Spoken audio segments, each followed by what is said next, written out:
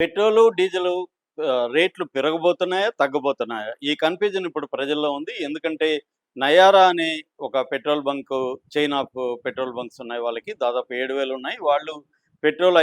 5, diesel రూ. 3 పెంచారు. So, దీంతో గవర్నమెంట్ గూడా పెంచేస్తుందనే ఆందోళనలున్నాయి. అయితే దానికి రివర్స్‌గా ఈరోజు అడిషనల్ ఎక్సైజ్ డ్యూటీ తగ్గించింది ప్రభుత్వం. పెట్రోల్ మీద రూ. 13 ఉన్నది రూ. 3కి చేసింది. డీజిల్ మీద రూ. 10 ఉన్నది జీరోకి తీసుకొచ్చింది.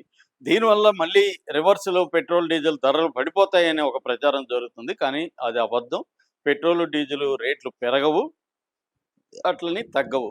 ఆహ్, ఎందుకంటే ఇవి ఎందుకు తగ్గించారంటే మెయిన్‌గా ఈ ఓఎంసీ అంటారు. అంటే ఆయిల్ మార్కెటింగ్ కంపెనీలకి నష్టం జరుగుతుంది.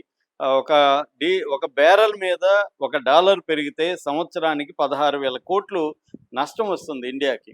అందుకని వీటి కోసం అది తగ్గించారు. ఆ నష్టాన్ని కొంతవరకన్నా పూడ్చడాలి అనే ఉద్దేశంతో.